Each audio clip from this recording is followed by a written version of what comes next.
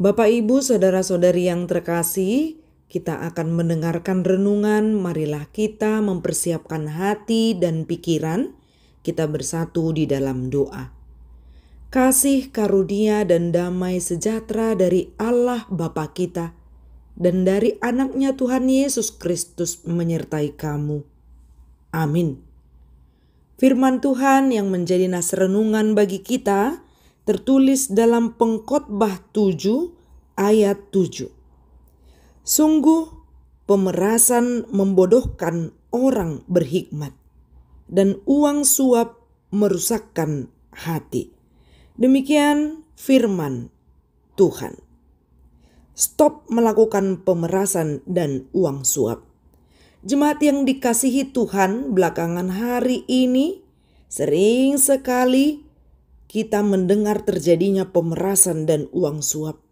Meski di hari yang lampau juga sudah terjadi tentang pemerasan dan uang suap.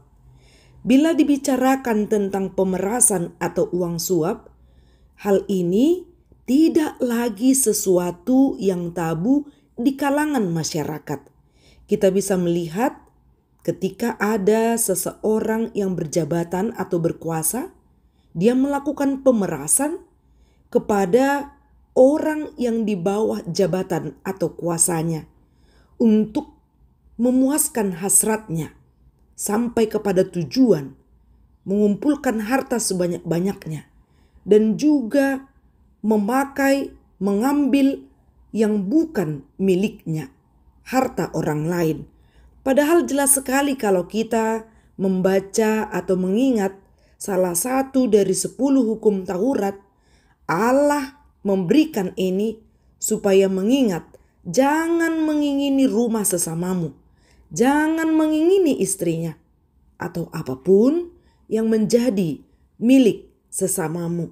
Seharusnya ini yang diingat, supaya pemerasan itu setidaknya bertambah hari, bertambah bulan, bertambah tahun, sehingga membuat orang sadar bahwa itu adalah pekerjaan salah yang seharusnya kita lakukan jika kita memiliki kekuatan dalam diri, memiliki jabatan atau kuasa.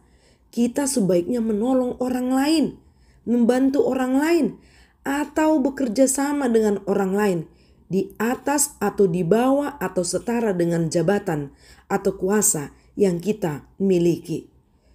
Jika terjadi pemerasan, secara otomatis akan membodohkan orang berhikmat.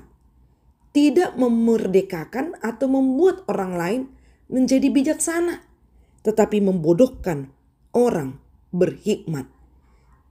Kemudian dilanjutkan kembali dengan kalimat uang suap merusakkan hati. Sama juga seperti pemerasan. Jika berbicara tentang uang suap, saya teringat tentang singkatan dari sumut.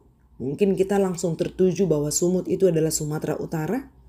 Ternyata kata ini populer di tahun 90-an sampai 2000-an. Dan memang terkenal kata ini di daerah Sumatera Utara. Sumut yaitu kepanjangan dari semua urusan mesti uang tunai atau semua urusan memakai uang tunai. Begitu juga dengan singkatan UUD, ujung-ujungnya duit. Jika kalimat ini disambungkan dengan apa yang terjadi di sekitar kita, ya jelas sekali.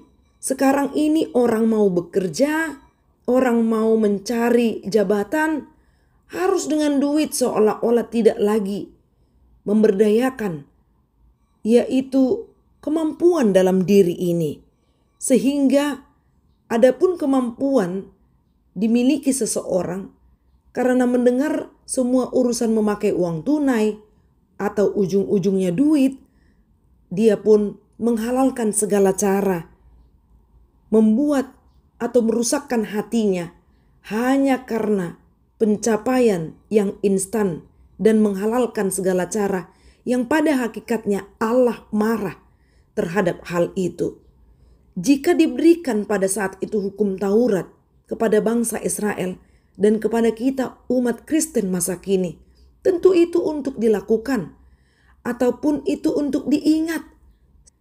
Sehingga hukum Taurat itu tidak lagi semata-mata dituliskan di loh batu, tapi loh hati kita. Kita mengingat pengajaran firman Tuhan. Buku pengkhotbah ini mengajarkan kita untuk menjadi manusia berhikmat. Kita tahu bahwa segala sesuatu Tuhan itu tahu. Segala sesuatu yang kita kerjakan akan diberkati Tuhan jika itu berjalan ataupun berhasil sesuai dengan kehendak-Nya.